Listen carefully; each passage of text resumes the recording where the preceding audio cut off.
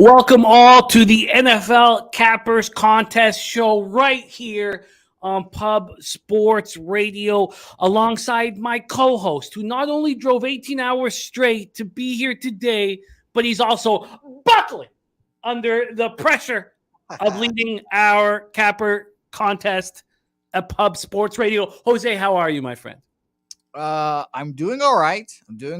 Better now that I'm at the lovely palatial estates of Southtown 101. Sure. We won't talk about what happened earlier this morning, but we're both feeling better now. You had a 40-hour battle with Air Canada and all its airports and such. I am tired, but we battled through. And shout out to our guy Dabby Cab, who is hosting the the NCAA football live stream today. A little Clemson, Tennessee Orange Bowl action. I will be live with him for a little bit, and maybe I'll regale him some stories of having to go to Vegas, make some bets, and just get absolutely fucked in the face by one Bruce Brown. But it is all right. This is the Football Cappers Contest show, and we're here to talk about the Cappers Contest and vote on some plays. I have not locked in my plays, and you're right, Jim. I am buckling, and I'm not excited about it. You are buckling, and there's Sky Dragon, RVD, Earl Sports Bets. Why don't you you use the term regale very nicely? Why don't you regale us with the leaderboard that Loshak is atop of, and our Sky Dragon right there in business, able to possibly get that cash? Yes, he is right there. It's going to be a fun ending of this Cappers Contest. So a little different date for us, obviously, today. So we do have two people already on the board with one. Shout out to them for taking Los Cowboys, for covering that big spread. Spread I didn't think they would cover, but shout out to them. Malik Willis and whoever there was last night. I couldn't even tell you. It was just horrible, but let's talk about Loshak. 47, 29, and 4. Now, someone asked me a good question. I believe it was Michael Ervolina earlier today. And he said, where would Peter Loshak be in the Circa Sports Millions contest? And boy, oh boy, I was curious about that as well. So as I talk about it, I'm going to tell you he could be 47. Let's see. 47 would be top 52 right now. Top 52. Don't tell him that. He 39th place is 49, 28, and 3. One Peter Loshak there, 47, 29, and 4. So he'd be tied for 52nd there. So shout out to Pete. Drug Monkey RX, you as well could be up there in the money. And shockingly enough, I could be too. But that's all right, because I'm buckling. I think I've gone, like I said, 2-8 in the last 2 weeks. The last month of this NFL season has been a fucking battle with these sharp-ass lines. Bobano right behind me as well, a half-point back. TJ Trans, DG, as you were mentioning. C. Brady Gokster, and our friends from San Diego Slam, the Closter Bowl. Let's do this real quick. 1, 2, 3, 4, 5, 6, 7. So there you go. So DG right there is that cutoff point for the money. Top 7 gets paid, if I'm remembering correctly, Jim. Right. So beautiful there. So you have to get over DG right now. So no pressure, Dennis, but big week from you. I need a big week. And we shall see how it goes with one Peter Loshak as well. Let's scroll down here real quick as well. Big Show up there as well. The founder and the creator of the Big Show, the 5-0 week. Your mom there, NJ Stryker, you as well, 37.5. Yuck. And all that good stuff. Shout out to Clint, Ron Crawford, Nuke Worker. All right. Usually when someone says in there, your mom there, is usually a mean thing that somebody says amongst friends. But this is real. My mom had a chance at the cash. We have Dennis Garcia as the bubble boy. Gerald Jones, Birdie joining us in the show. There's not a lot of us because this is a different time, an abnormal time. But I think we will do a nice job here putting together a card for us. And by the way, you mentioned the show right after us, Dabby Cabs, Clemson, Tennessee. Clemson down to 3.5 point favorites Wow. I was going to double up on Clemson. No, sirree, Bob, I have not. And I opened the day up with a beautiful cash Notre Dame first half in basketball, and then lost my under in Navy Boston University by a half point. So I'm a little. First bet since Christmas? Or were you betting through Christmas? I was betting, just on my own terms, without publicly dropping anything. Hmm. But yes, that's my first public action. It's like our friend Peter Loshak says, when you give out a pick publicly, and you care very much about your followers and the people who are going to tail said pick, it's nice just to sit back and make some bets and just roll with the punches and not have to put it on your record and count your, all that stuff. So yeah, a little AIPP for you. yeah. A little AIPP. Yeah. Shout out to Peter Loshak, and I mentioned earlier today as well. So go watch the end of year video as well. It's a great time. Good Peter Loshak videos. I like Candle in the Wind now more with Peter Loshak than with Elton John. And we had some good moments as well. I broke my laptop in one of the clips as well. So shout out to me there. But it was all worth it. Skydragon says Mama beats Bag. Does Bag have to bet to pay off? I don't, but it's going to be embarrassing. And I will not hear the end of it. So I would like to have a good final couple weeks.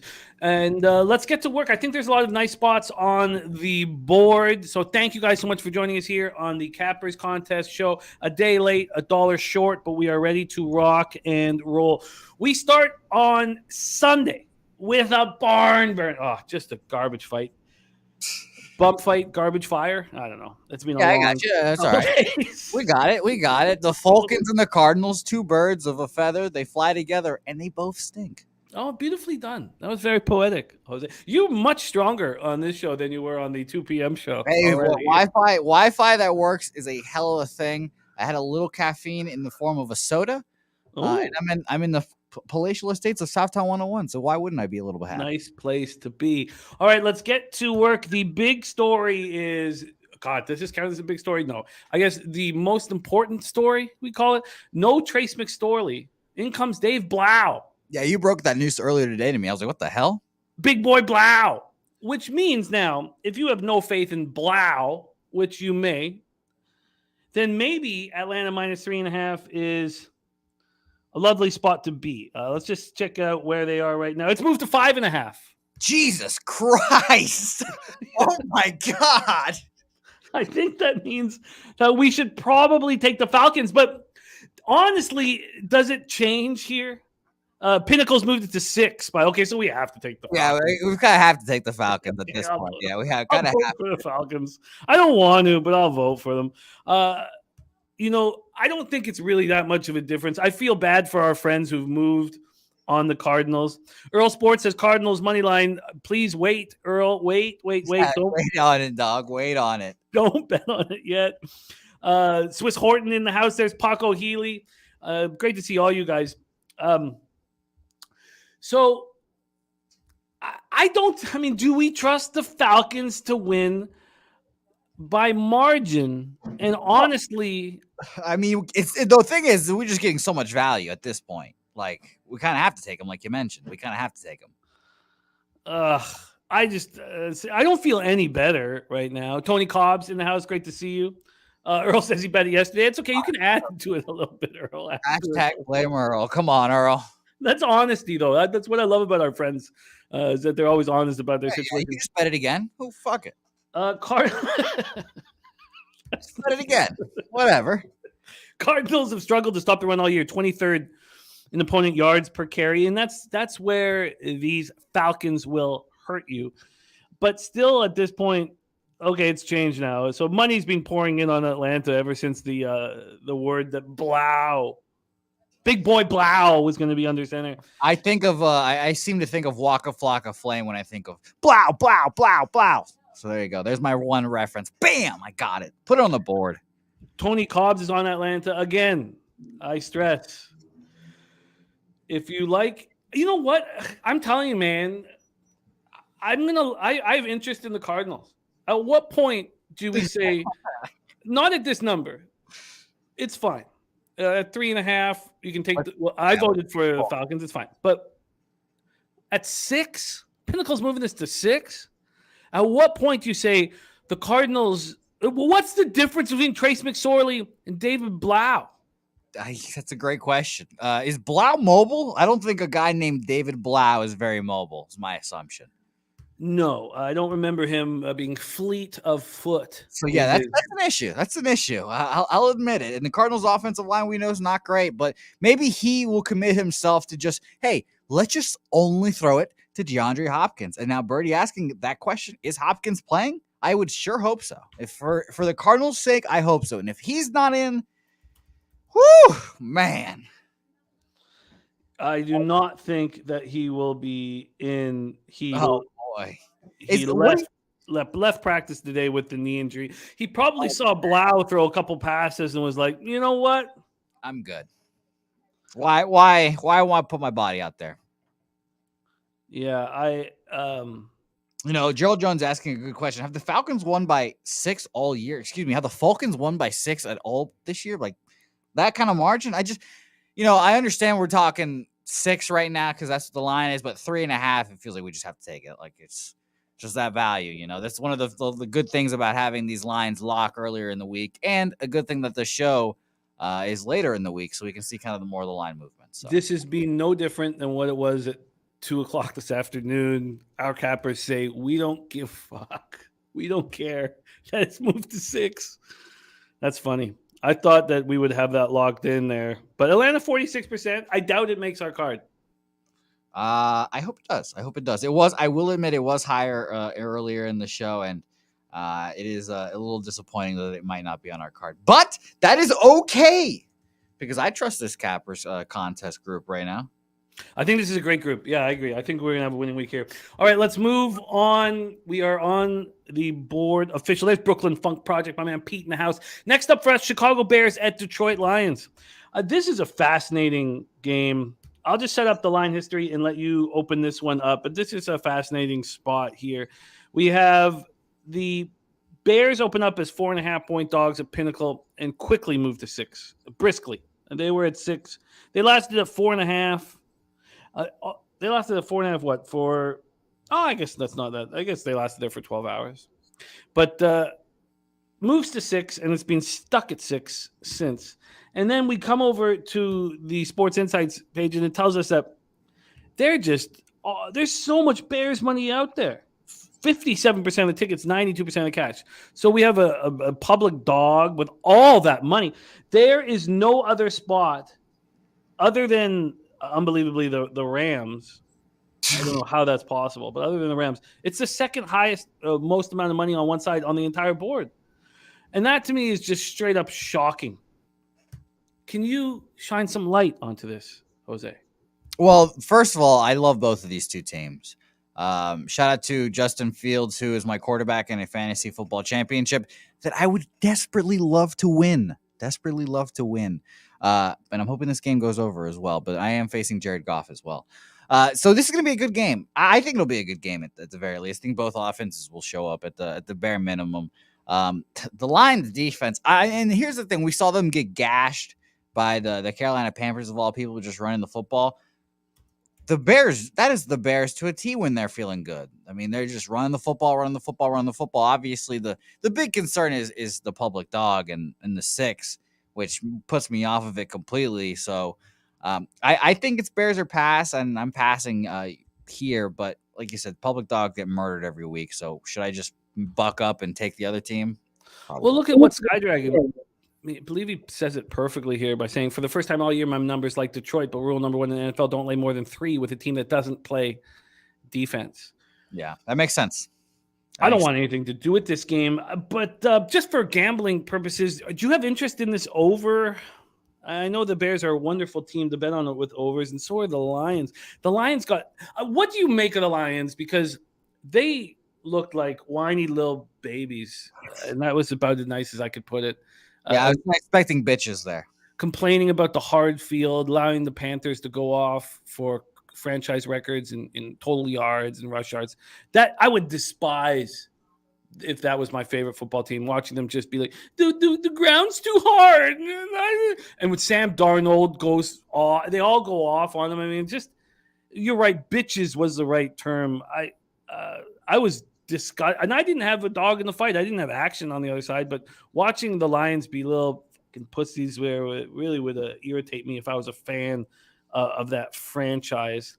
I mean, they're knocking on the door of the playoffs too, so it's double irritating on that aspect as well. And Birdie says just take out last week, and the last 5 are pretty good. They were. The 5 games previous to that, they allowed 84 yards per game on the ground. This is a very difficult game, and being back home helps as well. I probably should move on the over. Has anybody in the chat moved on the over? Let's see what's going on here in the vote, and let's move on to the next spot on our board, my friend. Yes, let's do so. And let's be honest, Dan Campbell is going to be on these fucking dudes all week as well. 50% on the Lions. And I believe 50% was our threshold. It was close to it last week as well. So we had 4 teams tie at 50, and the ones we cut cashed. Oh, how did we do last week, by the way? If I don't mention it, it's not good. Okay. Fair. We move on to the Broncos at Kansas City Chiefs, Arrowhead Stadium in Kansas City, Missouri. The road dog in a situation like this is very appealing. Of course, we talk about the biases that affect us as gamblers, and one of them is the fact that I bet the Broncos minus 2.5, and it almost ruined my Christmas. It was just almost. It didn't. The Kraken was flowing. It was great. It was a great Christmas. Did you get anything for Christmas? What'd you get? Yeah, I must have. I can't remember. Okay. All right. Fair. I don't know. I have no idea. But I went 4-3 on Sunday in my action. So that's what matters. But the Broncos fired Stooks, their special teams coordinator, their offensive line coach Butch Berry, and of course the great Nathaniel Hackett, given his papers, told to fuck off. Tough. So Jerry Rosberg, who was hired by Hackett to help him with game operations, clock management, he didn't help. Will serve as interim head coach. He was not the first person asked, but he was the first person to say yes. But look, so Birdie and I, on our last Cappers Contest show, I got on the Chiefs, and it was an easy casher. Birdie backed it up. I was very confident going into that game. They'd only covered 3 of 14 at that point. Now the question is, do you like them here as a giant favorite in a divisional spot? I mean, it's gone from 13.5 to 12.5, and the cash flow here is 12,623 tickets in, 42% of tickets, 85% of the cash on Denver. Are you going to get a bump from your new coach? Do the Chiefs care about winning by margin? Can you answer any of these questions, Jose? First of all, I just have a question for you back. Who's quarterbacking? We getting Russell? Oh, yeah. Okay. All right. So Russell, and yeah, I kind of agree on the standpoint is we don't see the Chiefs cover many spreads, as you said, 3 and 14-ish or whatever it is. Covering big spreads as well is difficult for them. They did it last week. Do we really think they can do it again? I don't think so. I'm not going to bet on the Broncos, though. I'm all set on the Russell Wilson experience. I want no part of it at all. I think it's hilarious that he hired that game manager midway through the season, and now that dude's found himself being the head coach. So absolutely no chance here for me. I'm passing on this game pretty easily. 12.5, like I said, on the face of it doesn't seem that bad, but divisional matchup, no thanks. Yeah, I agree. By the way, Dennis did move on the over in that game. I might add that over. It feels like a nice spot. I mean, obviously the Bears-Eagles game didn't go over, but the Bears have been over machines. We know what the Lions do. Sky Dragon says Kansas City finally put a game together and covered. Denver off their worst game of the year. Denver will show more. Can the Chiefs don't cover it, and it's their second biggest line of the year?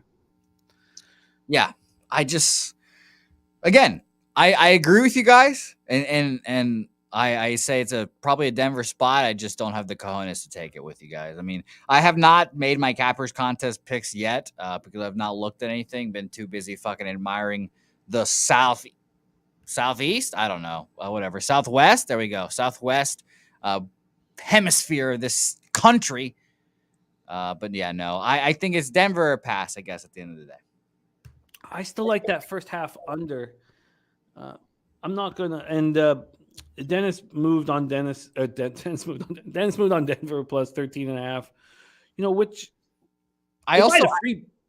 Oh, sorry. Go If ahead. I had a free bet, I would immediately bet Denver with it, and I will. Yeah, On the I agree. contest, but I agree. I just don't know if I can put my money.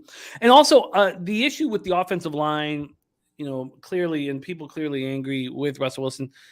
Everybody knows this new guy is not going to be the head coach next year.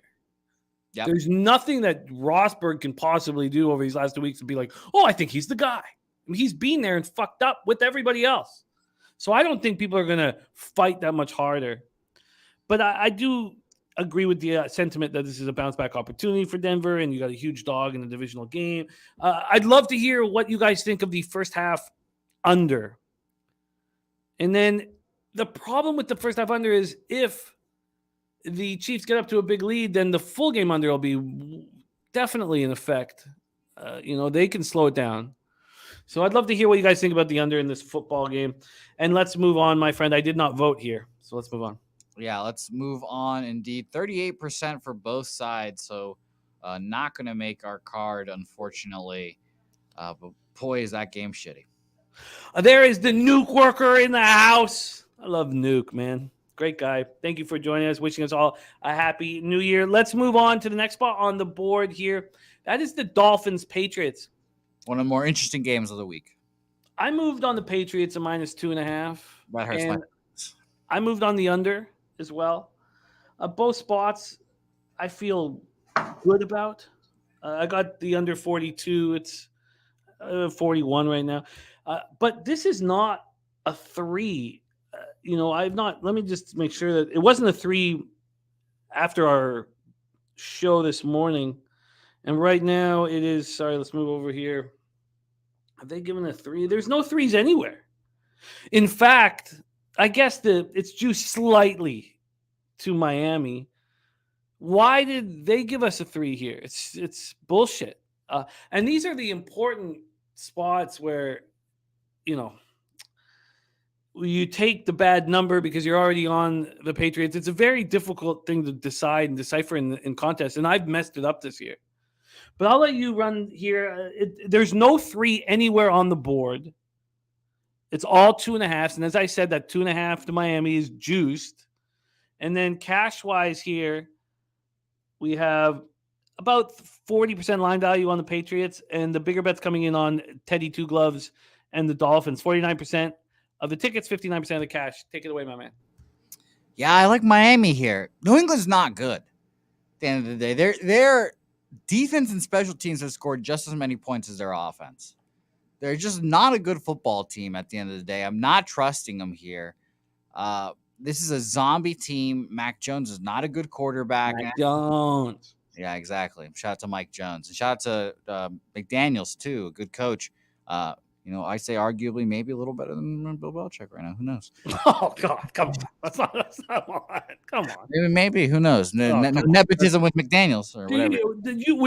God, they're 8-7. Yeah, hey, you got fucking backup quarterbacks left and right. Slapdick, Skylar Thompson. Tua fucking couldn't tell which team was which at the second half of last week's game, too. So it's kind of fucked. I admittedly, I want the Miami Dolphins to win this game for selfish Jets playoff purposes. And I really think Teddy Two Gloves can put together a game here. The issue is, and every time we talk about Bill Belichick, it's the one thing that every announcer, every commentator, every person out there knows about Bill Belichick. He makes you play with your left hand. He'll take away your primary guy. So hopefully maybe Tyreek Hill limited in this game because, again, I'm facing him in fantasy playoffs, so another selfish point there. But he will take away Tyreek Hill and then make the Waddle do stuff, make them run the football, et cetera, et cetera. So we'll see how it goes. But I admittedly like the Dolphins here, and I think I'm going to move on them. And you guys are right. I forget we're doing the show on Friday night. It was 3 yesterday, so I don't need to be so angry. It was my bad. Birdie says he bet Miami +3 and we'll be on the over, hoping it drops still. Well, I hope you lose that bet, Birdie. Hope you lose that bet, my friend, my good friend. I hate saying that, but I need to cash the under. I need to cash. Right after you said it, I could feel the hurt. I could feel it. I feel bad. I don't wish ill will on Birdie at all. I want his life to improve through his capping. Yeah, but I would prefer. Actually, why doesn't it hit 41? Can you get why don't you get the 40 and a half and we hit 41? We're both happy. There's a Kev Reed in the house. What up, Kev, my man? Great to see you. Great guy. Also, Dabby Cab here. The says the Clemson game. Yeah, he's getting time. Oh, okay. Thank you. Sorry, thank you. I have reconfigured the set, not on purpose, but now the computer's a little further away. Yeah, you can see you squinting now. You're just like, so it's gonna be good. But no, shout out to you, Dabby Cab. No worries. I still will be on the show. I can't be on it super long because people do need to use the studio. But shout out to you and the Orange Bowl. Let's go Tennessee. Teddy Bridgewater is not getting better. Yeah, he's not going to get better. That's just what he is. I think that the Patriots should be able. I was extremely impressed with how they came back against the Bengals, and I'm pretty comfortable with my 2.5 on the Patriots and the under 42. I'm looking forward to watch this game, but do I want the Patriots in -3? No. So then how confident am I at 2.5? So I'm not going to move on it. I'm not going to vote on it, but we got to move on. So why don't you let us know? Did you vote on this one, Jose? No, I did not, but my vote obviously would be towards Miami. I do say, just, putting this out there, I do like a defense or a special teams touchdown for the Patriots. They're always up to that bullshit. Shout out to K Reed, by the way, gifting a Pub Sports Radio membership. So shout out to you, K Reed. Thank you for doing that. Hope someone gets it. And Gerald Jones got it. So shout out to you for being a member. 50% for Miami plus 3.5 there. So that 50% vortex is already beginning. Yeah, it is, which is fun. I have no problem with that. All right, let's move on. Next up for us, Indianapolis Colts, the great Indianapolis Colts. My God. By leader Jeff Saturday. Leader of men. That's all it takes. At the New York Giants, 8-6-1, 4-3-1 at home. There's Nilo in the house. Great to see you, Nilo, my guy. So the Giants here at -5.5. I did move on them at 5. They're at 6 at a lot of books. Yeah, I kind of like them too. But this feels like we know how this shit works, and it just feels a little too good to be true. 36% of the tickets, 42% of the cash is on Big Dick Nick Foles. I guess that huge dick of his slows him down because when he was moving around the pocket, he looked like a Clydesdale. He looked like a Clydesdale against a bunch of thoroughbreds. And he looked just god-awful. So, yeah, maybe he's a little better here. Maybe in showers at MetLife Stadium in a must-win game for the New York Giants. Colts were 0 for 10 on third down, finished with 173 total yards. Now, look, the Rams finished with 156 total yards against the Packers, came back and put 51 points on the Denver Broncos.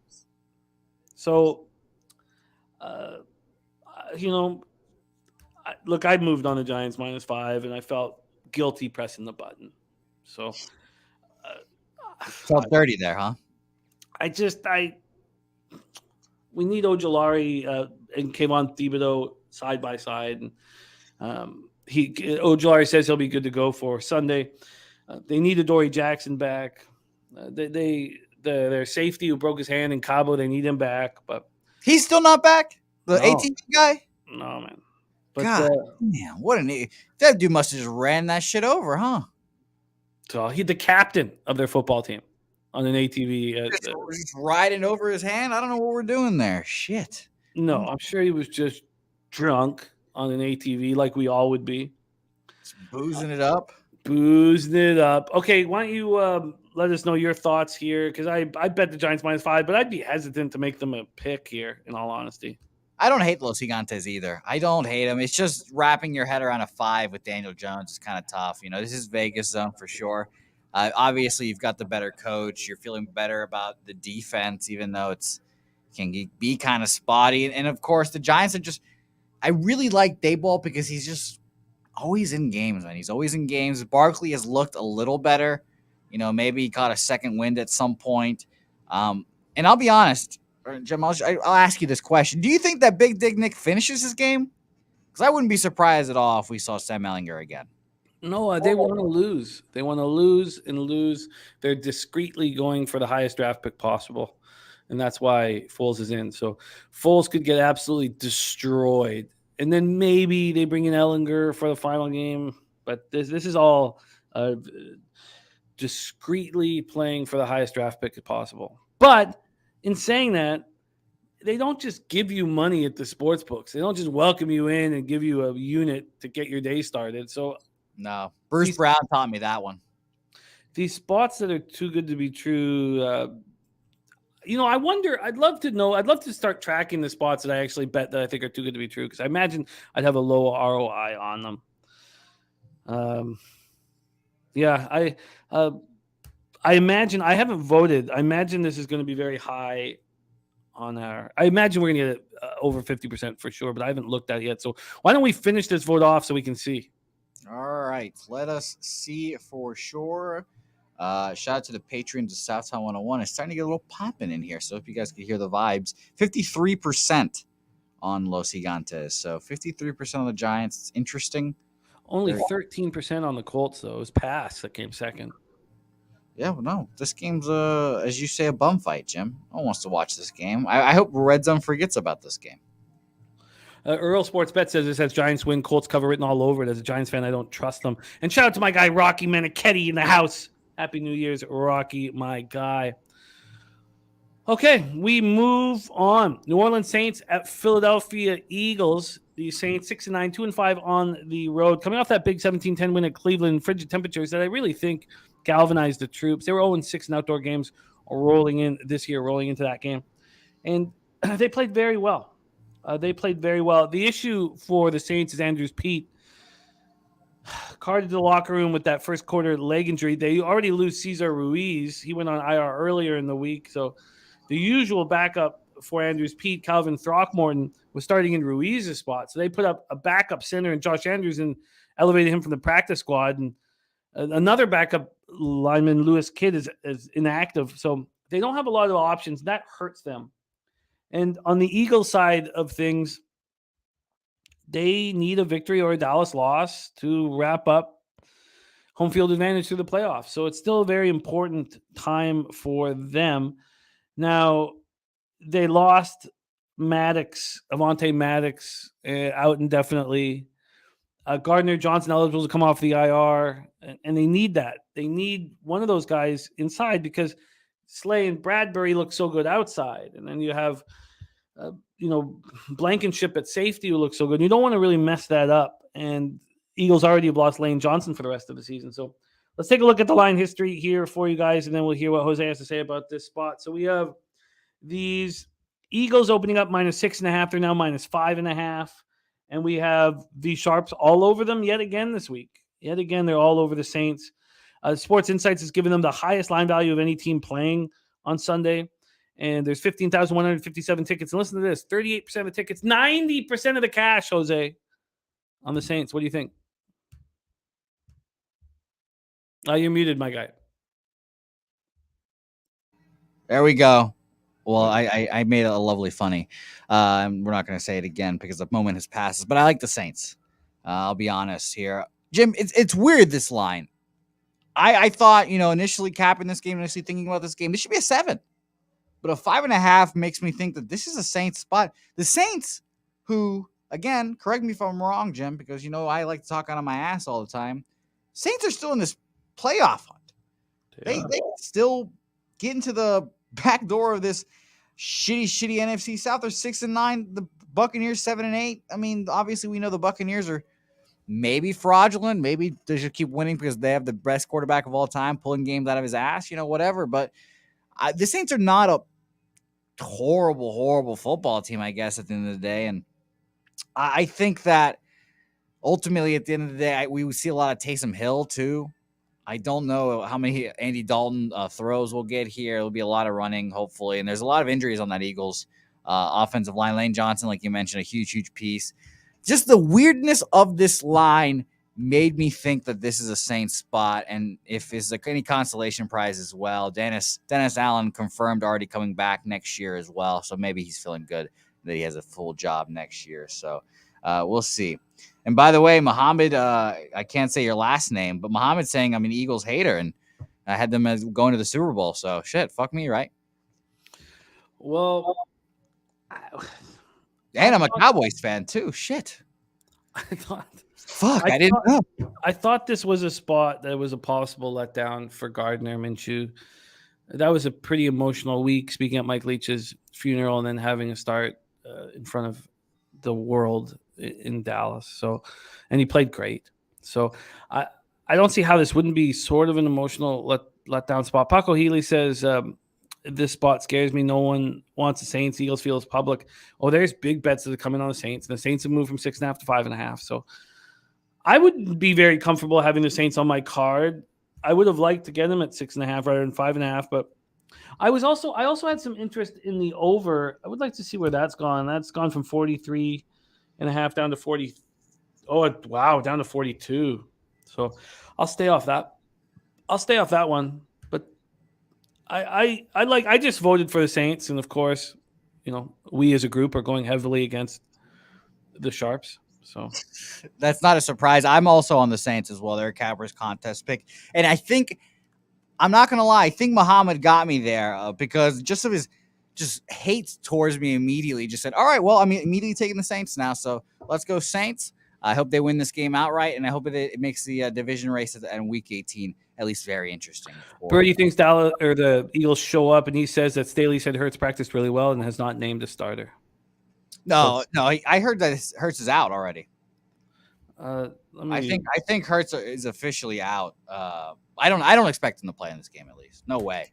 I'd be shocked if this is the line with Jalen Hurts potentially playing. I would be baffled again. So I think Saints. Yeah, I was expecting Minshew the whole time. I was just a little surprised at that, but we've got right now that Hurts is doubtful. So, but even today they said they don't. Sirianni said he doesn't know who will be under center. So that's wild. No, I think Sirianni's playing these games, man. It's gonna be fucking Minshew. No way.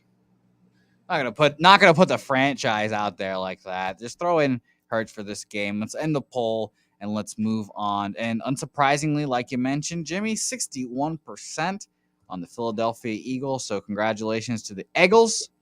They are on our card. I really think that next year we only give them side or pass.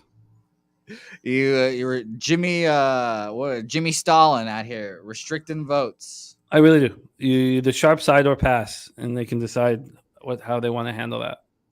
So, yeah, it'll be a fun year next year. Let's see how all that goes. I'm gonna pitch it to Jeff. By the way, you guys, it is our leader Jeff Slaughter's birthday today.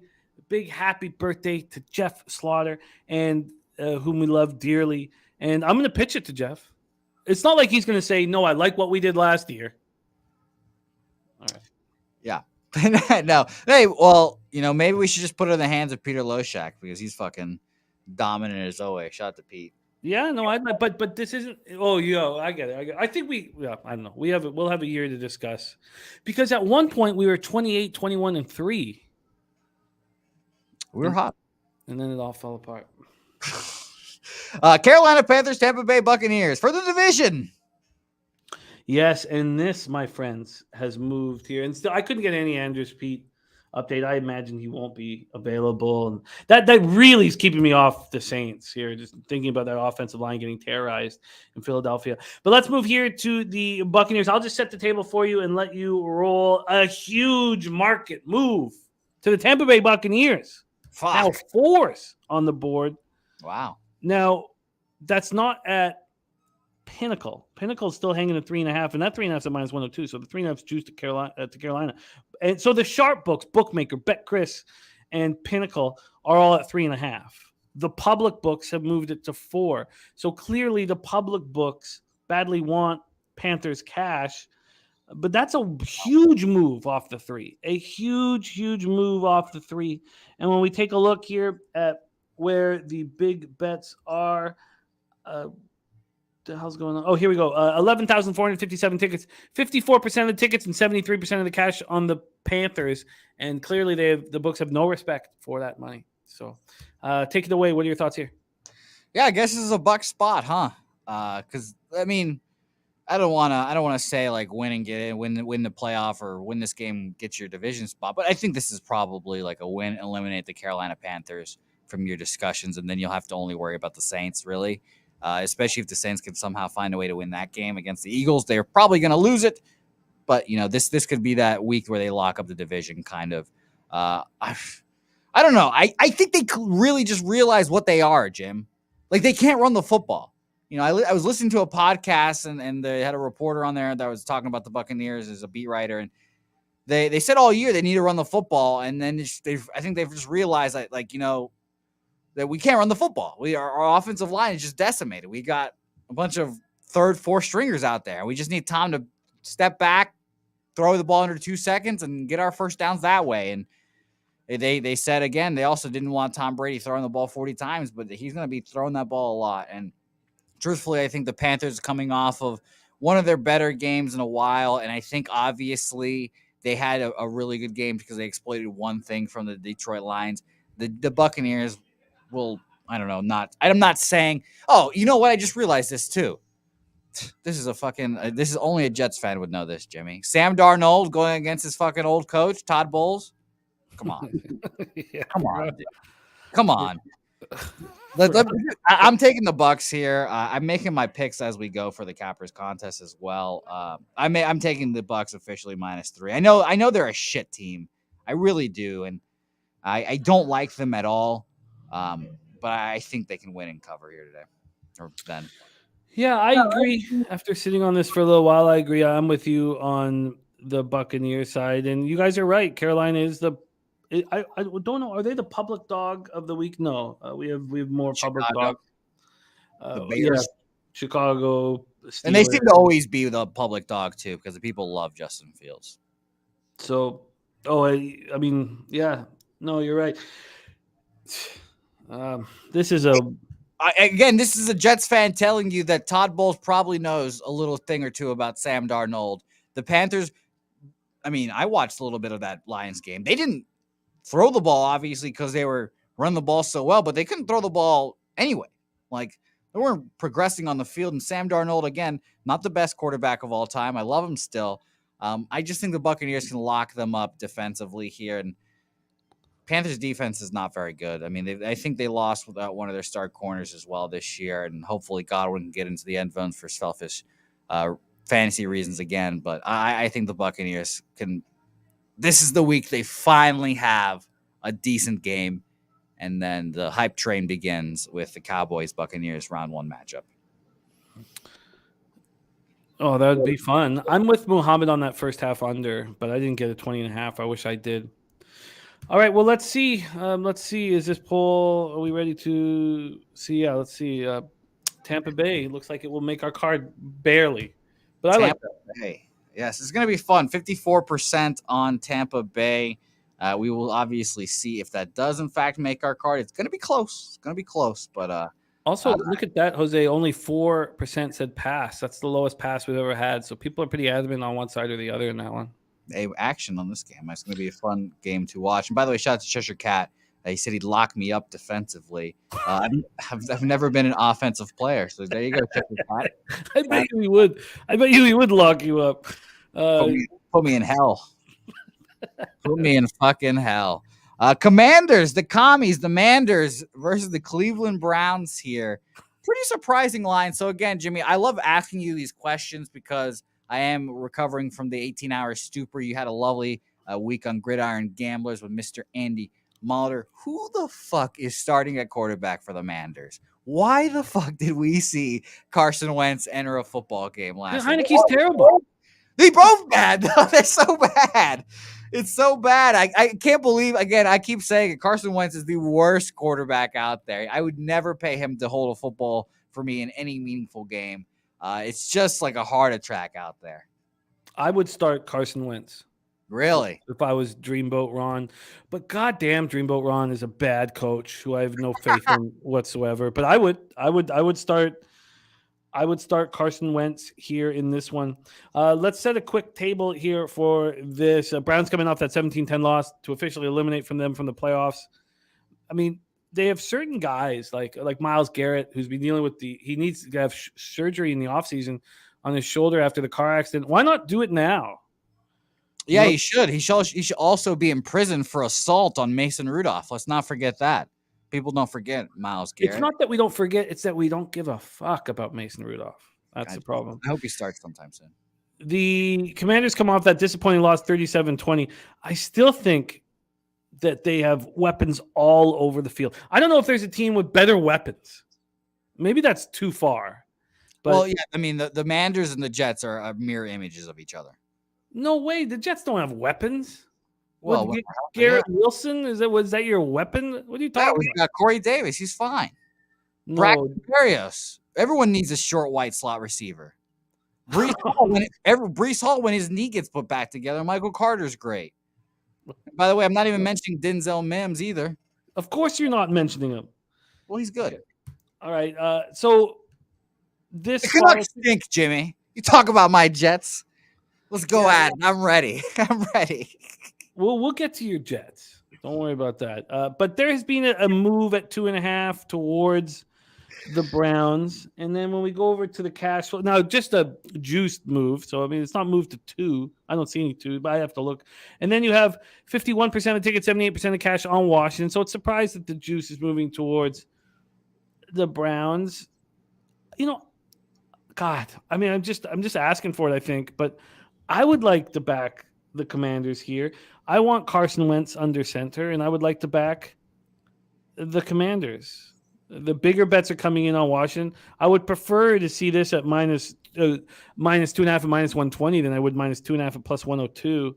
Let me just see. Are there 2s on the table anywhere? Yes, they're all over the table. What am I talking about? Why? That makes me really uncomfortable. If the big bets are coming in on Washington and they're gonna make it give us a better line on them.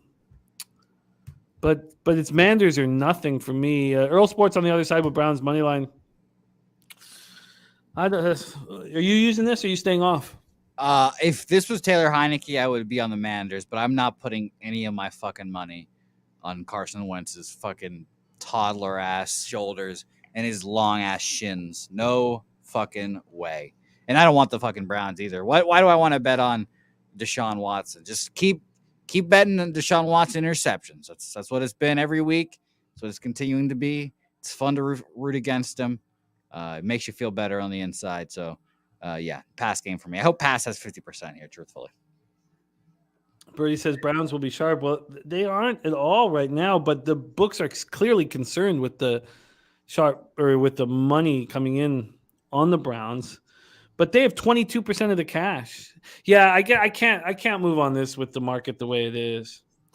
We have cappers who want Heineke, and I don't. I've seen enough. Look, Carson Wentz doesn't have to be the answer right now, but let Heineke sit back and watch for a minute. So, but I'm shocked that the market's moving towards the Browns. Maybe it's just to mess me up. I don't know. Cheshire Cat says he really likes Cooper. I mean, God, some guys step up. I mean, the conditions were horrific, and Cooper caught 6 passes for 72 yards. But this Browns team is 17th in rush yards allowed. They give up 4.5 yards per carry. Now, there are angles that show how strong the Browns defense has been the last few weeks. So, I guess I have to stay off of Washington here. Let's see what happened on the vote. Let us see indeed. It's going to be a fun game to casually observe. I won't be too tuned into it. 42% on the Cleveland Browns there. So let's move on. Probably not making our card. Well, definitely not making our card, but a complete stay off game for me. Jimmy, you like Los Browns, correct? No, the Washington Commanders. But not enough to bet them at this point. Muhammad on the over. We had a full breakdown by Andy Molitor on Gridiron Gamblers why he's on the under. So I'm I guess I have enough action this week. And God, the second, I shouldn't say week 17 because usually it's last week of the year, but the second to last week of the year historically have been good for me. And then I put in too much action in the final week and get crushed. So I'm not too afraid of having too much action here, but I'm not going to go up against this move to 2. I mean, clearly they want more Commanders money when they already have so much. So let's move on to Jaguars Texans. That is next up for us. And this is an interesting one. Yeah, it is. So why is this line so low? I would be on the Texans plus 4.5 if it wasn't for Birdie. And I think there's truth to what Birdie was saying. This is a young Jaguars squad, and you want to keep winning. I don't think I would feel that way if I was coaching them. But Peterson may just want this team just to keep on winning, regardless of this game being meaningless for the Jaguars. I would be worried about Trevor Lawrence's foot and toe and getting hurt. I just wouldn't want him out there. But clearly, this hasn't moved. Even when this has moved to 3 now. Of course it has. Look at that. Of course it's moved to 3. Oh, man. Wow, so that's pretty surprising. It just moved to or I guess it was on its way moving, but it moved today from 4 to 3. It's not surprising at all to me. And it's fine if the Texans, if the Jags take care of business if the Texans cover and I'd lose out on $181.82, I won't hold that against you, Birdie. But I just never in my wildest. Gerald Jones saying here and Lawrence might be in for the whole game. I've heard that too, but I would certainly not do that. Not a chance I would do that. I wouldn't even play him in this game. I'd give him a week off. 49% of the tickets are on Jacksonville and 20% of the cash. What do you think here, Jose? Yeah, I like the Jaguars, honestly. And again, this might be public Jose talking here, but I like the Jaguars here. And obviously, they have to play Lawrence. It's not like one of those things where they can rest him and bring him back next week. And I don't know who their backup is, obviously. But I think he has to play. I think he'll do his normal thing. And I think the Jaguars could win this game by 7 or more, truthfully.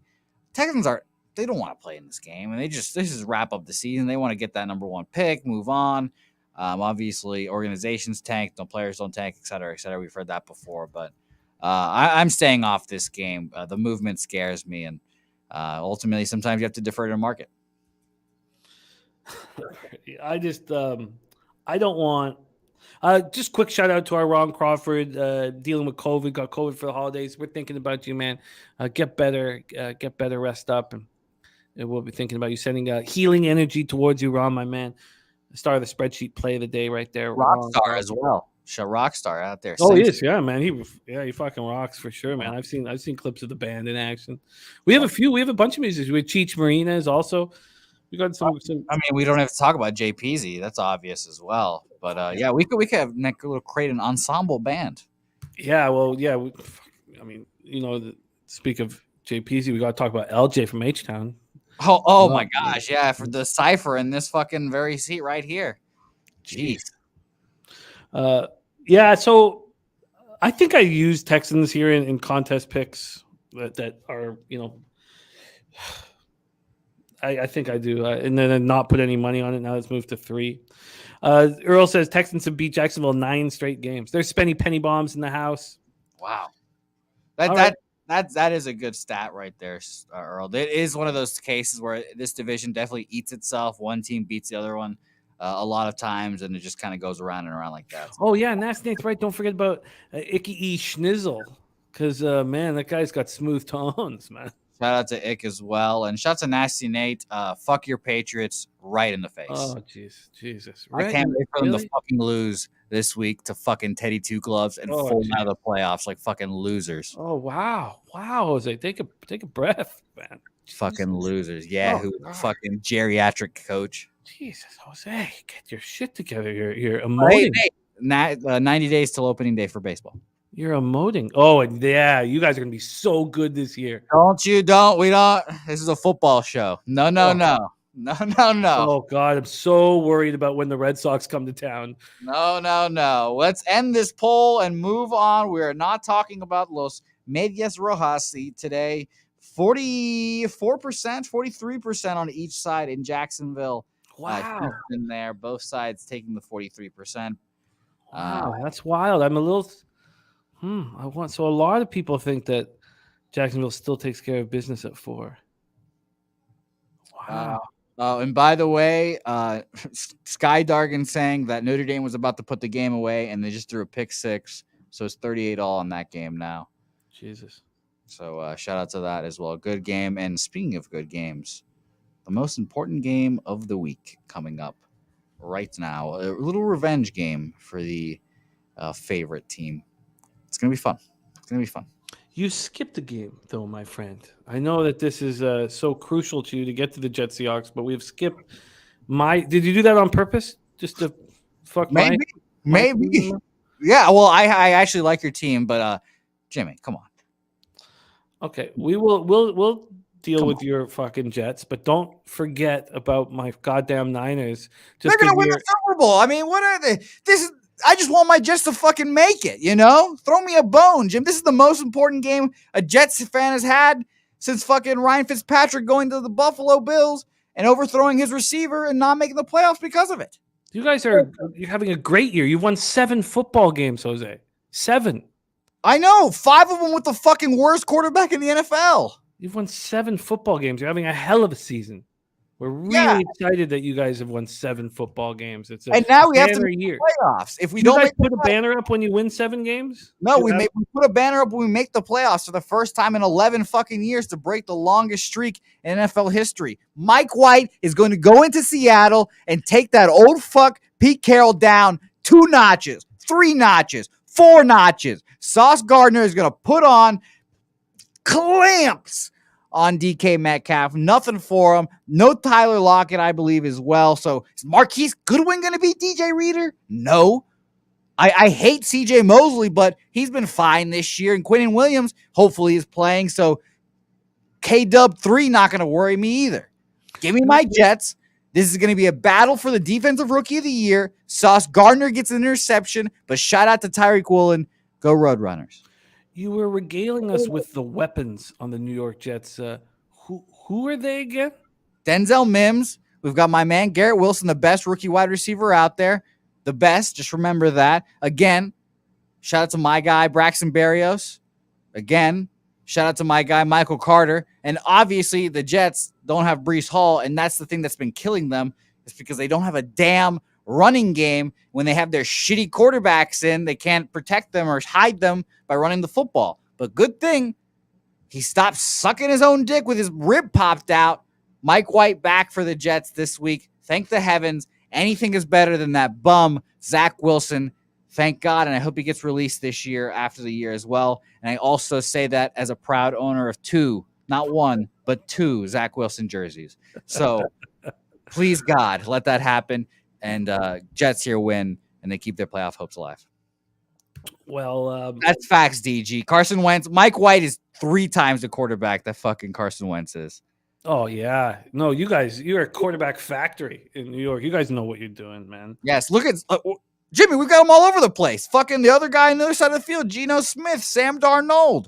We got them all over the place. And any hockey fan knows you don't lose a rib to suck your own dick. You slit your groin like Vladislav Tretiak. So, well, you know, Maryland. I think Marilyn Manson pops his own ribs out. Oh, nothing wrong with that, you know.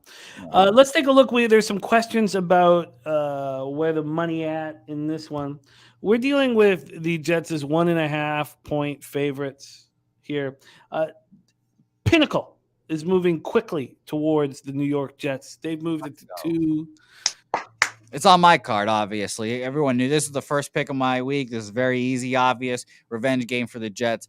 Beat Geno Smith and win and get in the playoffs. Like Earl Sports is saying right here, this is fully what I'm expecting. They win this game and they fucking break my heart in week 18 against the Dolphins. They fucking fold me up like flapjacks because that game is probably going to be for the playoffs right there. And again, I've mentioned it once already. The last time fucking week 17 in Buffalo, Ryan Fitzpatrick overthrows a receiver and it would have won us the game and got us in the playoffs. Broke my soul, and I need it. See, No, you GG, make this is us not a single game. you make us cheer for the Seahawks. That's what happens. We don't want to cheer for the Seahawks, but when you give us these monologues on Mike White and the Jets and how important it is to you, now all of a sudden we're all interested in seeing the Seahawks win just so we can hear another Jose Bouquet breakdown rant. I mean, it happens all the time. All my teams are folding up. Fucking the Red Sox suck dick for money, obviously. We mentioned them. And at least the Bruins and the Celtics are good, but that's not, I don't, Good. Not, well, you know, we've got the Vezina winner. Shout out to Linus. All right. Linus. There's curiosity towards the cash flow in this one. We've seen Pinnacle move slightly towards the Jets. Not a lot of help here. 58% of the public, 58% of the tickets are on the New York Jets, and 60% of the cash is on the New York Jets. So there's not a lot of help here. Skydragon makes a good point. This is not the Geno Smith revenge game. Fuck no. He deserved to get punched in the face by whatever that guy's name is. He deserved it. He wouldn't pay him his money. He's being a dick. Shouldn't have walked up on him like that. Birdie says, wasn't it 2 all week? Well, obviously it was 1.5 yesterday. I spent 40 hours in the airport and with a 5-year-old and a 2-year-old. We did get a reprieve from the airport for 8 hours, so it wasn't the whole time. But let's take a look here. We have line history. This moved to 2.5. This was a 2.5 for days. So this is the fact that it's moved to 2 and the 1.5 means the market's moving towards Seattle. You're right. You're absolutely right. It's going to be fun. It's going to be a fun game. Let's end the poll and move on because no one wants to hear me talking about the Jets any longer. And as predicted, the chat fades the Jets because I love them. 41% on both sides, Jets, Seattle. We move on with our lives. I'm on the Jets. It's going to be a whole lot of fun. And I cannot wait to be set up for heartbreak yet again. Oh, that's funny. Okay, let's move back to the game that he skipped. And I do agree, Birdie, Seattle may be a look, but I don't want to do it just to send messages to Jose throughout the day. And he will. He does. He does. Whenever he bets against one of my teams, it happens. That happens for sure. Niners, Raiders, Allegiant Stadium in Las Vegas. So this obviously blew up in my face. I thought the over was a great look at 44.5, and I think I was right. Moved up to 46. Then the Raiders announced that they don't want Carr at quarterback. And they don't want him on their team. I was there. I was in Vegas when that happened. You could hear the women screaming along the strip. You know, they're screaming, "No, Derek, no!" Just the disappointment was real. Can I hear that again? No, Derek, no. Yeah. Birdie said that the Raiders are going to get stomped on. And I could have joined at 6. Of course, it moved immediately up to 10. It's now at 9.5. We'll look at the line history there. The total dropped to 41.5 immediately. It's now back to 42.5. So it makes me feel somewhat better. But I should have just moved on the Niners and realized that this Raiders team had nothing to play for. This opened up at 5.5. And I could have got it at 5.5. But no, I wait.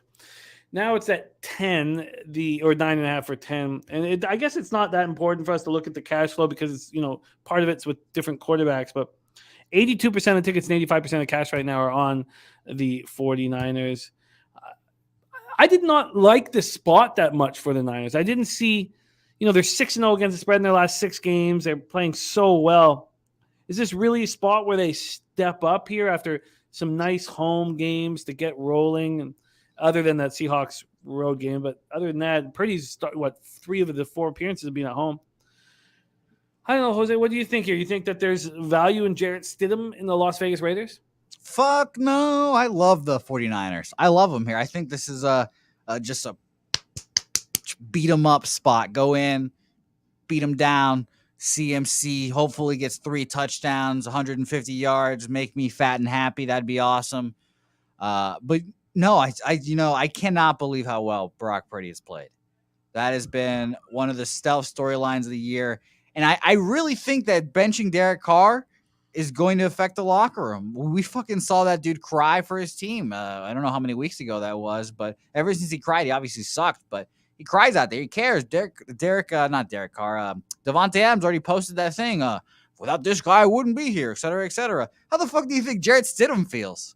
It's like, oh shit, all right. And Josh McDaniel's not a good coach, so give me the Niners here. I think there's gonna be, Jimmy, correct me if I'm wrong here. I think there'll be more 49ers fans than Vegas fans. I think there'll be a good amount of Niners fans there enjoying their weekend in Las Vegas. Hopefully, a little New Year's action there as well. A lot of good stuff happening there. Bruno Mars, shout out to him. The money's paying. Helga, I saw Helga win $400 in 2 fucking slot spins. It was ridiculous. Fucking, she's a fiend at the slots. I told her the slots were rigged. She said, no, let me just go ahead, yank $250. Another yank, $200. Said, all right, we're done here. All right, cool. Did she end up in the black over the trip? Actually, no, she ended up even. That's how that goes. But, shout out to her. She got those 200 spins. So, whatever. Oh, by the way, I learned how to play craps too. I was throwing some craps. And I was obviously not betting with my money because that's a rich man's game. But I was throwing craps and shit. I was kind of hitting, Jim. I might have a secret talent throwing dice. I'll play some spades right now. I'll throw some bones. What's up? What's up? Thank you, Lance. We know Ian doesn't bet unders, but he did help lean us towards them. But yes, I did not cash the one. Did you get better? I missed. I lost one by a half point, which was extremely irritating. But we're 2-1. Nasne, he just doesn't like the. You'll hear that from. There's lots of. I've heard that from lots of cappers that just. I don't know. Like I love watching people fail. I want people to fucking clank rims and fucking. I bet the Monday Night Under when I was in Vegas. It was great. I loved watching fucking Big Dick Nick drag his cock all over the floor and throw interceptions. It was great. I enjoyed it. Yeah, no, I was happy that you cashed that. All right, let's finish this one and move up. Let's finish it indeed. I especially needed that after that asshole Bruce Brown, who I will never forgive. It's going to be an interesting card to say the least here. We've got let's do a little 55%, I believe it was. Yep, 55%. There we go on the San Francisco 49ers here. So that very well might make our card. It might make our card. All right, let's move on. Next up for us, Vikings, Green Bay Packers. This one's going to be so much fun. I can't wait for it. And yes, I'm on the bandwagon. The Minnesota Vikings have turned me from a capper that just fucking hated watching them succeed to now being very impressed how they step up in crunch time. Because it takes a certain now. Look, I'm not saying I'm going to bet them in the playoffs or anything like that, but I bet them here. I got them at 3.5. I also bet the team total over, and I would love to see what number did you get that at? Not a good one, 21.5. Okay, I figured it was going to be 21.5. I like that as well. They just score, man. They got the best offensive player in the league. And fucking Jair Alexander's talking that shit, too. What'd you see, Jim? Oh, I just could have got it. It's 20.5 now. This total's dropped to 47.5. But I like getting to 3.5. I thought that this had moved to 3 across the board. Let me just see if that is the case here. I can't wait for this game. It's going to be fun. Yeah, it's threes right across the board. So I think it's very big getting that half. Birdie, you helped talk me into this. Nuke Worker says, got to go, guys. My daughter in town from Vancouver heading to Montana's for some grub in Bowmanville. Nuke Worker, love you, man. Enjoy the night with your daughter. Have fun and drink it up and celebrate family. And you are a part of our family here. So I know how lucky your daughter is to have you in her life. You bring so much fun to capping. So enjoy the night, my man. All right, Vikings coming off yet another one-score last-second victory, and I'm in. Joseph, 61-yard field goal. Best kicker in Vikings history already. I like it. I'm in. I'm in. Now, I'm confused about the Packers defense. I thought, who cares if they held the fucking Rams to 156 yards the week before. Obviously, they stymied the Dolphins. I don't trust either of those teams' offenses. But then the Rams came back and dropped 51 on the Broncos. So I'm a little confused. But I just like getting the hook here. I think the Vikings keep it close. I think the Vikings have an opportunity to send a message to Green Bay that it's their division now. So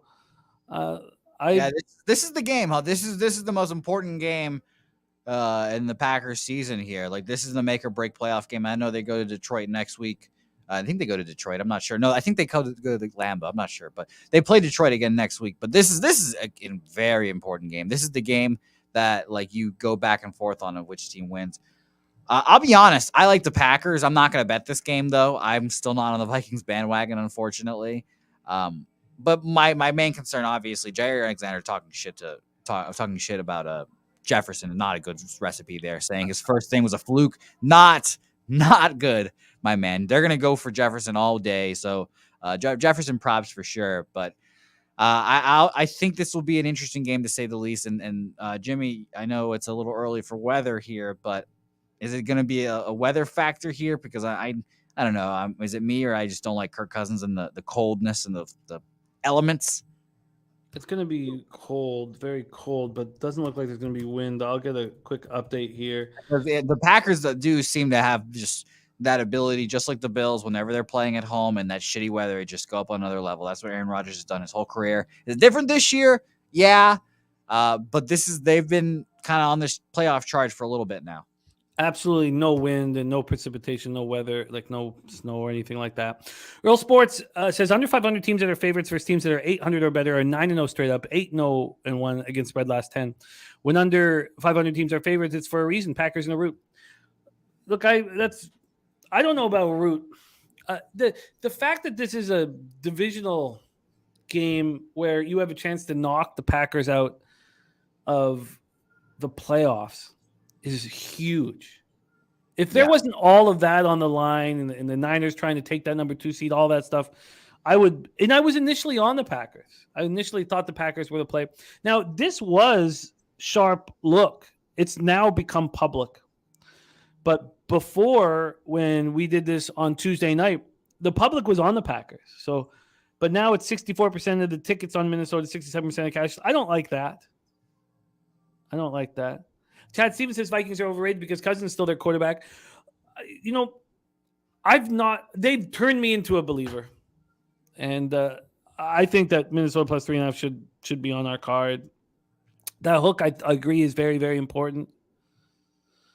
So I'm excited. And Lance LaRose says bad weather game. I think it was great that Jose mentioned what Jair Alexander said. This is the torch is being passed to the Vikings in the division. And who is the team that could then usurp that from the Vikings? It's not the Packers. It's the fucking Lions.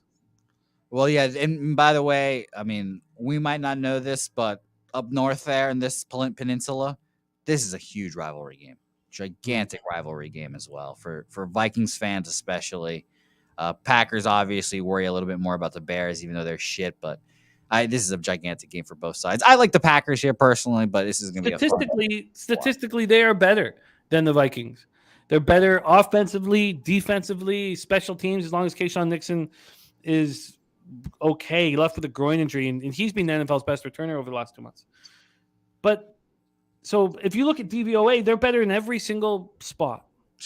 So, well, guess what, Jim? They're going to be on our card 74%. On the Minnesota Vikings. I get it. I went over all the stats too, and Earl, and again, initially it looked like the Packers were public. Also, I do think that the Packers are playing their best football. Everybody's seen that. So this, look, I would guess 9 times out of 10 I would be on that side with you here, but I'm not. I think it's a passing of the torch. And all right, let's move on to 4:25 p.m. Eastern. I'll let Jose roll with this one, and I'm sorry I've taken too many of these spots, and my bad. But here, so what, my man? I haven't even noticed, so don't worry. Okay, cool. 43% of the tickets are on the Rams, and 99% of the cash. Now, there's only 6,488 tickets in. The only game that's being bet less than this is Arizona-Atlanta, which makes sense. Now, I don't know if we can trust those numbers, but the Rams opened. Let's just go through the Rams opening. The Rams opened here as 6-point dogs. They're 6.5 at some books. They're still 6 at Pinnacle. So, what are your thoughts here? Why don't you get us rolling here? Yeah, so I love how people are buying into Baker Mayfield. I fucking love it. Buy into his bum ass. Keep doing it.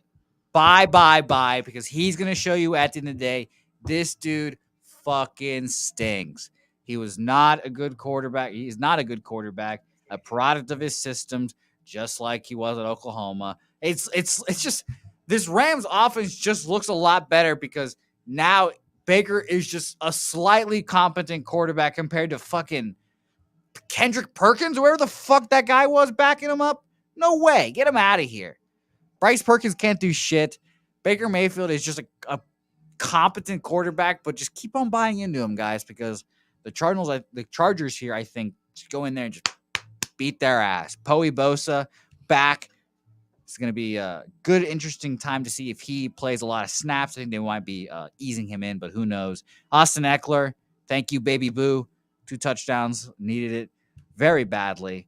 And I expect him to have another nice game here today as well. I think I think the Chargers win the Battle of Los Angeles here, and I think they can cover as well.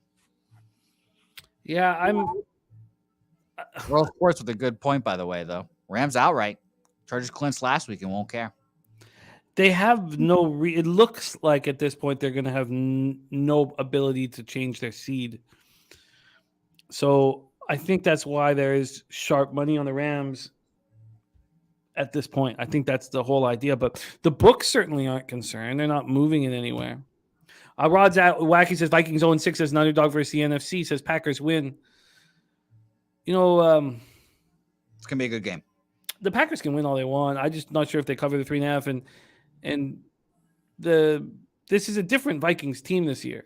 So they're certainly not 0-6 as the underdog versus the NFC. Jimmy, I've told you this year. Yeah. I will make a very large, responsible, but I will make a very large bet on the 49ers if the Packers do make the playoffs and face them in round 1. The 49ers will beat the dog shit out of them. And I hope they do make it. But they're going to be 6.5 point favorites at a minimum. I hope so. I'll find a way to bet them. They're going to beat the dog shit out of them. So, with all that being said, I'm starting to think that the Rams are the play here. Now, yeah, a lot of Rams in the chat as well. You could say that in Bosa playing, if I'm the coach, he'll play 30% of the snaps, 25% of snaps. I don't want him out there much. Just get your legs back. I think I'm going to move on the Rams now. The additions that I've made from this show have hit at a very high ROI. And I'm with you guys. The Chargers simply have no reason to push here. And maybe Herbert, strolls down the field and gets the last second win. But I would like to see a sign from the books that they're concerned about this Rams money. We've not seen that yet. So that's going to keep me off of it at this point. But I'm going to certainly put a note here in my worksheet on the Rams. I need the books to show concern. When you look at your action overall and you look at the bets that you've made where after you make the bet, the market moves in your direction, the books are showing concern, I'm certain the ROI is much, much higher than it is if it just stays stagnant. And that's where it is right here. I'd probably agree with that. So I'm going to need some concern, but for our purposes, I don't mind voting on the Rams. Oh, look at that! So funny. Yeah, let's move on from this game. I think the Chargers smack them up, but this game is not on the tip of the tongue of anyone that wants to bet on this game. 36% on the Chargers, but a lot of 30 there. So let's just move on from that and forget that even happened. I do think Baker Mayfield gets fucked up though, and I can't wait to watch it. Our Sunday night live bet stream game, Steelers Ravens. Tomorrow I will buy a big bottle of Kraken just to celebrate this game. This game's going to be fun. It's going to be exactly the way I like football. A fucking violent chess match. It's going to be fun. Kenny Pickett's moving the ball much better. They're playing the best football we've seen them play, and yet they're averaging 17 points a game over the last 3 games. They're averaging 17 points a game over the last 3 games and averaging 5.4 yards per snap. I don't think that. I think that all makes sense. That Pickett just doesn't have it in the red zone yet, and he just doesn't have it on third down. So none of that really surprises me, but it's important to know. Tyler Huntley will be under center, like we said on Gridiron Gamblers, like we all expect. Well, like Dennis Garcia, guaranteed pretty much that would be the case. The Ravens opened up at -4. They moved to -2.5. Was it a retirement-esque kind of guarantee? No, but it was there's certain ways Dennis says things where he's supremely confident, and this is one of them. That's true. I told Dennis, by the way, to start printing some shirts that say they're precious ... because he loves saying the NFL's precious Patriots or whatever the other side is. It's a very funny Dennis Garciaism. It is. Yeah, he's a fun capper to roll with here. Jogs, remember that too. Huntley's been disappointing, but they've won 2 of 3 since Lamar went down, and they've averaged 11.5 points per game in the 4 games Huntley's played. The weather's really nice, and now you have a Ravens defense without Calais Campbell and Marcus Peters. So this is a tricky one. Let's take a look at the cash here and let Jose give us his thoughts. We have cash-wise in this one, 10,493 tickets in, 72% of the tickets, 76% of cash on the Pittsburgh Steelers. So they are the biggest public dog on the board. The biggest public dog on the board. And I lean to the Baltimore Ravens. The Raiders are trash. Who'd they beat before that? The Falcons are trash. I think that getting the Ravens -2.5 is possibly a really good spot. Possibly. But let's hear what Jose has to say. Take it away, my man. Yeah, I think this is going to be a really grimy, gritty kind of game, just like this area of the United States here. J.K. Dobbins and Gus Edwards healthy, no restrictions as well. So I think they're going to just grind them out here. Mark Andrews, show the fuck up. You fuck. Show up one time. I understand you get double team, triple team, because there's literally no one else on the Ravens that they can throw to with any confidence. I'm not throwing it to Devin Duvernay, who at his best is a jump ball guy and a kickoff returner. Sammy Watkins, no fucking thanks either. So it's going to be a running game kind of game. It's going to be an under kind of game as well. I don't have the totals up here, obviously, because we don't need them, but I don't even know what the total is off the top of my head. So I think this is just going to be a grimy under kind of game. I don't know. I don't love the prospect of laying points here, the 2.5. At least it's not inside of a field goal. But I guess it's Steelers or pass, just because I don't think this is going to be a very high scoring game. So I've really got nothing on this game, to be honest. It's moved to 2 in a bunch of books. I tell you what, I've decided I will be on the Ravens. And same Birdie just saying that, says, just seen an article now, Ravens are going to reopen contract talks with Lamar. Says, I think they really want him to play here. I will bet the Ravens after the show. I'm going to wait, Birdie. This is clearly a public spot where people are attacking the Steelers. Why wouldn't we be able to get a 1.5 possibly if it's moved to 2 at most books? We're clearly going to get under a field goal, so there's no harm in waiting at this point. I agree. I'm going to be on the Ravens. We're going to be live betting it here on Sunday night, but I'm going to have a ticket in my pocket going into the game on the Baltimore Ravens. It's going to be so much fun. I love this smash mouth football that this division plays, and I can't wait to booze it up with you guys. And Rod Zawacki says Ravens have won 5 straight at homes. Ravens, it is. And look, we know what happens to public dogs. We don't need to keep saying it, but I'm really excited about getting to hammer this one. Brady says if Lamar gets announced, that line will jump. No, we've had that confirmation though, haven't we? I believe we have the confirmation that they're giving him another week here. I think let's just do this here. Oh, sorry.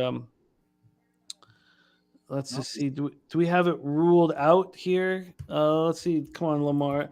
You're right. If they decide Lamar Jackson's in, then we're in big trouble. Yeah, the line will jump up to like 5, 5.5, 6. He didn't practice all week. I just think there's no way. Yeah, I don't think he plays. So He's been hammering the treatment's going well. Oh shit. He has not been showing up for treatment. It was Yeah. leaked that he's not been showing up for treatment. That's great. You'll notice, Jim, whenever I mention Jets quarterbacks who I want them to be next year, I specifically do not mention Lamar Jackson. Wow. Look what Harbaugh said. He was asked to clarify if Lamar Jackson's injury was a PCL sprain or strain. And his answer was, I'm just coaching the guys that are out here. Yeah, man, he's done. Well, he's not playing this week. Yeah, he doesn't want to be there anymore. So he's gonna take this is the Shaq, like, I'm gonna have recover on company time kind of thing. Like, he's gonna wait until the playoffs, I think, honestly. I wouldn't be surprised if he sat out next week too. Maybe he plays next week just to get a little tune up before the playoffs, I guess. But yeah, I don't think he plays. I'm moving on the Ravens and Tyler Huntley. I'm going to wait. I suspect I will get an even better line than is available now. All right, let's move on to the Monday night. Whoa, poll. Whoa. Sorry. Whoa. We got to get our poll action. And 52% on the Baltimore Ravens. Close. We'll talk about our percentages here in a second. And by the way, no more bets on the Citrus Bowl in New Jersey. Drew Brees is a coach for them now. And that means no more point betting for them. So that's very funny. So shout out to Drew Brees as well. Buffalo Bills, Cincinnati Bengals. Mega banger here. And Rod's wacky. Great having Rod in our chat. Great Capper, great friend. Says 15 minutes ago announced Lamar is 100% out. Yeah. Thank you, Rod. I missed the 10-star play of the day that from back in the day in Costa Rica. That would hit alarmingly high. Our guy Rod. I mean, it's 10 stars. 10 stars. Why wouldn't it? Danzo, you make everybody's making this more fun. Everybody's making this more fun. And I imagine this will be it's funny because the public was on the Packers. That's changed. That makes me a little nervous, but I like getting the hook. And I like seeing the books concerned moving it to 3. But we're going to have fun with that one. I think it's going to be a close game. Let's move on to the marquee game. Another gift for me on Monday night. Ooh-wee. And it is the night before our final full schedule of games for Gridiron Gamblers. And that the prep for me takes 10 to 12 hours. Bittersweet. No, I want it over so badly. Please, God, please end it. These Tuesdays are fucking hell. Okay, let's go. But look, the record, we're up over 21.5 units, 21.8 units on the season. I couldn't ask for anything more. Gridiron Gamblers will not end in the regular season. It will go to the playoffs, correct? Of course. Absolutely. Yep, so still tune in. He'll still be around. Just less prep for one James back. Oh, thank God. And we're going to keep doing live streams. So I'm going to do some NHL live streams. We're going to bring horses back. There's going to be, we're going to open it up here. I need the live streams with you guys. It's my Friday and Saturday night. I've made a deal with the wife. I don't drink except for on our Sunday, Monday live stream. So I drink 2 nights a week. Wow, Jim, by the way, it's oddly quiet in your house. Yes, they've left. There was a family function I was supposed to be at. And my wife is certain that I caused this whole thing to not be at this function that I did not want to be at. Well, there you go. Hey, I love that. I love boozing with the family, but I have to drive. So I wasn't going to be able to sauce it up anyways. And look, I love they play Catan there, and I enjoy Catan. But let's go. Bills, Bengals, the Monday nighter, Paycor Stadium in Cincinnati, Ohio. 50 Fahrenheit, showers. Has that changed? Let's see if that's changed here. I'm going to pull this up and get the weather report in Cincinnati. Cincinnati weather. Has that changed for the Monday night? It is not. Oh, but maybe it has. Scattered thunderstorms. Thunderstorm. Rain. Okay, it is not. So storms and rain for this. I can't wait to hear everybody's thoughts. So I know this is the game of the week. I think these are the best 2 teams in the AFC. I want them to play in the conference final. I want them to play for all of the marbles. Just to get spitting on Mahomes like that, huh? Comfortably. Okay. So without hesitation, I do. And I know that will upset Chiefs fans, and that's fine. That's part of the fun of all this, So let's take a look at the line history here. These Buffalo Bills opened up as 2-point favorites. They're now down to 1-point favorites. So that means this is gone from Cincinnati opening up at Pinnacle plus 117 to now plus 100. They got to minus 105, but they're right now at plus 100. I think that the Bengals, and I guess this will be the first time I've said it out loud. I think they're the best team in the NFL. Not even the AFC, the whole NFL. Yeah, God, I would love an Eagles-Bengals Super Bowl. I think that would be really, really fun with a ton of moving parts. I'll say this for you. I would love a Bengals 49ers Super Bowl. Oh, I mean, that would be heaven. But I think it's going to be very difficult for San Francisco to go into Philadelphia with it all online, beat them. They're capable of doing it, but I think it would be very difficult. Yeah, let's see how Bosa does against whoever, probably not Lane Johnson. So we'll see about that one. So that's the first time I've said it out loud, and I'm going to have to sit with that and think, do I really feel that way? But I'm starting to. You have 41% of the tickets and 90% of the cash on the Buffalo Bills. So I'm hesitant to want to move on the Bengals here. The Bills have still so much to prove, and they're really fighting for their city. Their city would just go bananas if they could make a huge run into the Super Bowl, and they're more than capable of doing it. I feel like the Bengals are going to be able to handle this Lyle Collins injury. I really do believe that, and you could look at the stats and say the Bills are simply a better team from top to bottom if you look at all of the stats, and that would be fine too. But everything changed when DJ Reader came back. And with Joe Burrow, he's just done it before. And with the weapons at wide receiver, I think at times Mixon is not trustworthy. But overall, I think the Bengals I'd love to hear your thoughts here. Why don't you take the floor? I think it's, this might be a analogy to stretch it too far, but I love how the AFC has these three just elite quarterbacks, all, prime or prime plus quarterbacks, Burrow, Allen, and Mahomes, obviously. It's like having like Jordan and then all the guys that he denied for rings, like Barkley and Ewing and all those guys, et cetera, et cetera. It's just like him just dominating them all. And we're trying to find out who the Jordan obviously is in this group. So far, it's been Mahomes, but obviously Burrow's gotten his number a couple times. So I kind of agree with you, Jim. I think the Bengals are the best team in the AFC. And I say that as a guy that I think the Chiefs are the second best team in the AFC. I think the Bengals are the third, or the Bills are the third best team. And obviously these margins are fucking so small. Like it's all very tight, but I need to see the Chiefs beat the Bengals at some point. They haven't. And I think the Bills are just kind of a step behind, whether it is I don't know if it's like an offensive weapon, maybe it's a running game. I don't know what the Bills need to just get me over the top with them, but I think the Bengals can win this game outright, obviously. I lean towards the Bengals +1 here, but unfortunately, I have already my 5 contest picks locked in, so I don't think this will make my card, but if I had a free bet on the side, I'm taking the Bengals, money line or spread.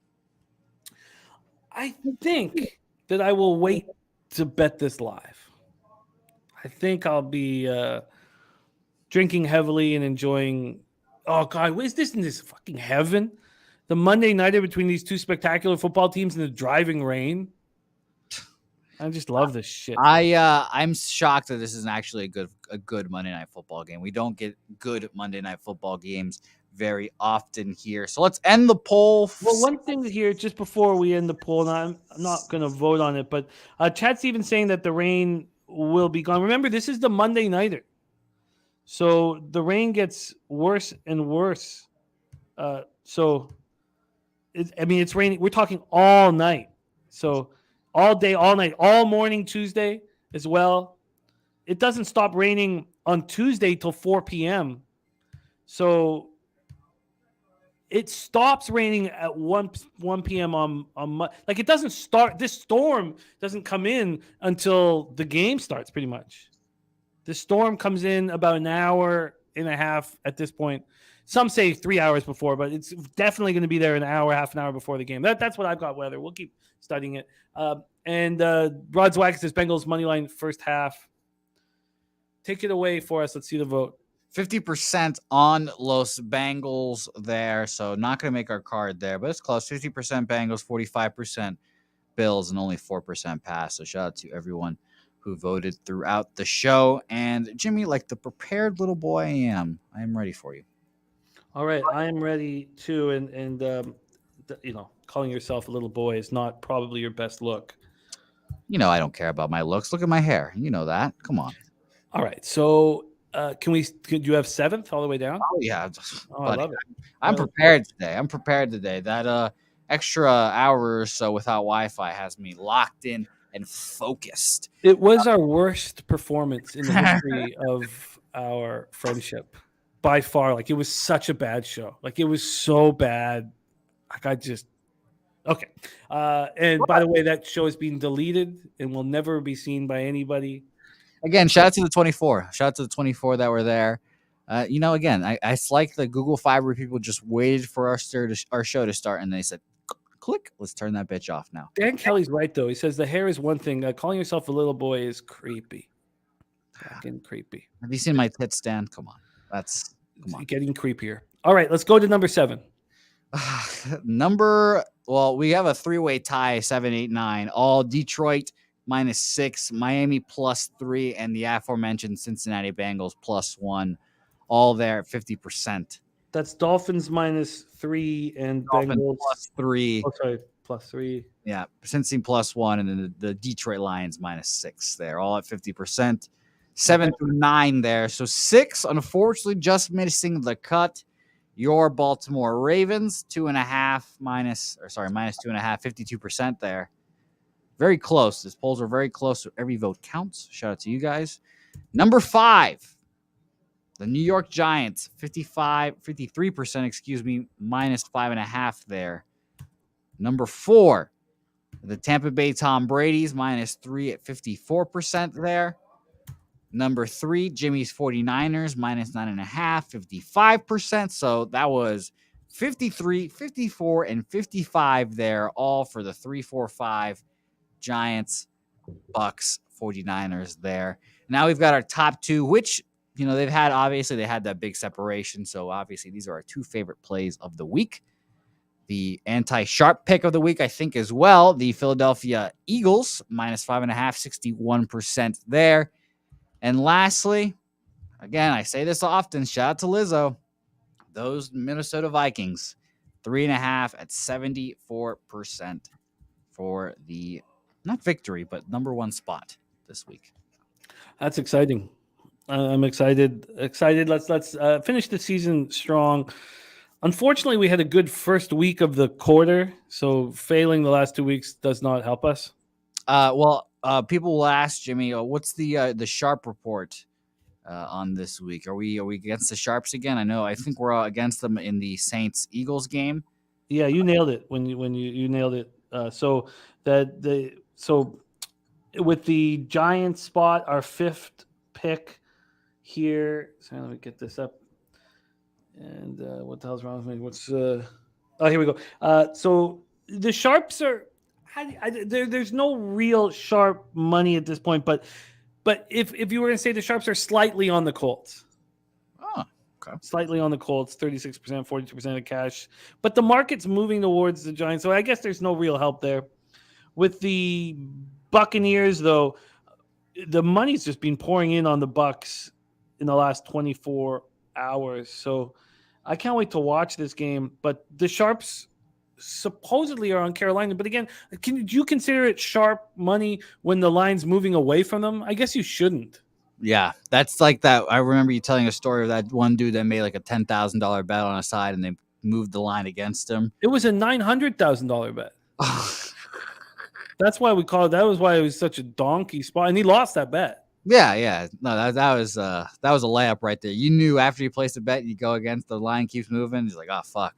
He made a $900,000 bet in Vegas, and it went way. The line went way against him. That was hilarious. That was point and laugh at that guy, and then he lost that bet as well. I mean, that's just clown ass stuff. But that was fun. That was in the UCLA USC game. God, I gotta go back. It was definitely on USC. I'd have to go back and remember that. But then And there's Jacqueline. That's so sweet. Look at New Year's.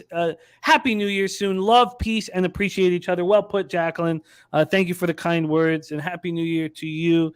Then our second pick was the Eagles, and you nailed it there. That's a anti-sharp pick. Very.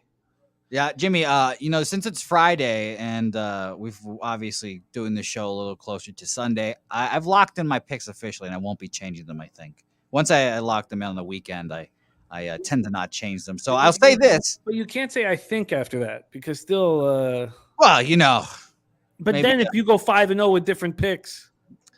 Well, again, people will be... Well, DG will be... I know, it'll be DG. It'll be DG. Don't worry, I know. But I'll say this. I'm going to announce the picks. You guys do what you want with them. They might change. They might not. I like them. Oh, God. This is awful. I like them this week. The Miami Dolphins +3. Fuck you, Nasty Nate. Fuck the Patriots. Oh, fuck Bill Belichick. The Saints +5.5. Tampa Tom -3. Your 49ers -9.5. And my New York Jets -1.5. So, but it could change. It could change. All right. This was fun. Yeah, Sky Dragon says just say what you're leaning towards. That's better. There you go. I'm leaning towards all those plays. Leaning towards them all. Thank you, DG. I got you. See, whatever. I just want to avoid getting DG angry with us. My life's work is just what can we do to have Dennis Garcia not DM me asking a question or calling me out for something? That's my life goals. Thank you. I don't know how anyone can be on the Bucks with Brady. I get that. Look, this is my last chance. And look at Ryan Nugent Hopkins scored the first goal tonight, plus 1,500, 15-1 for Rod. Huge. I'm sending. This is my last chance to wish you guys all a happy New Year. I can't wait for 2023. Wait, really? It is? I thought you're not going to be on Sunday. Oh, that's Saturday. Yeah. Oh. Yeah, well, do you have any New Year's? Well, I was going to say you have any New Year's plans, but I fucked up your New Year's plans. No. I was recently sent a message saying that there is now a get together here tomorrow night with family, so that I can't get out of this. And I can't drink too much because I've got. Also, I'm going to send out the invites for the NFL Pub Hub, and we're getting down to the nitty gritty. Yeah, I'm excited. I'm really excited about. I'm really, really excited about being here with Pub Sports Radio. As you guys know, I used to deal with insomnia, and then I come over here to Pub Sports Radio, and I'm just thankful. This is the group I want to be with, and this is the cappers I want to work with, and Jeff Slaughter is the guy I want to work as my boss. Like, I'm just so thankful, and I'm so excited about 2023, and it's because of all these great cappers in the chat. My whole life is just capping with you guys. It's my whole life. It brings me all the joy and highs and lows and everything. So I'm just so thankful. Thank goodness now you can't stay awake. No, I can stay awake fine. So let me tell you, Jimmy, by the way, you've passed down everything to me. Everything you had has just gone straight down to me. My fucking palms leak. Jimmy, my hands sweat all the fucking time now. I fucking can't. My hands are sweaty right now. I can't fucking stand it. They're always sweaty. I fucking barely slept last night. It's fucking ridiculous. I've caught the fucking Jimmy syndrome. It's ridiculous. Yeah, that means that means your ROI is not where you want it to be. Fuck, you're right. With fucking Bruce Brown being an asshole, not fucking dunking that basketball to cover the fucking 4, you cock. Can't believe that. But shout out to my friends that taught me craps. I'm like an old Asian man now playing craps. Whenever I shoot craps, I wipe my hand on the felt table because my hands are too sweaty. We got to put a bow on this show. In 1 minute, we have our live betcast for Clemson, Tennessee, the Orange Bowl in 1 minute. 1 minute. So thank you guys so much. There. Oh, and you'll be on there. Beautiful. Thank you guys so much for supporting the show. Jump over there right now to the Dabby Cab, a live betcast, drink in hand, Brooklyn Funk Project, Rod Zawacki, Dan Kelly, Sky Dragon, Jacqueline, Birdie, Bananas and Grapes, Nasty Nate, Chad Stevens, Gerald Jones. Thank you guys so much for your support. Danzo, love capping with Danzo. I'm excited and thankful. Have a wonderful, wonderful New Year's, all of you guys. And I'm really excited about what we're doing here in 2023. Jose, my man, can you put a bow on this bad boy and send us into the final hours of 2022? Let us ride into 2023 on the back of the Pub Sports Radio chariot. Thanks everyone that's watched the whole year. Again, I'll say this. Yep. Yeah.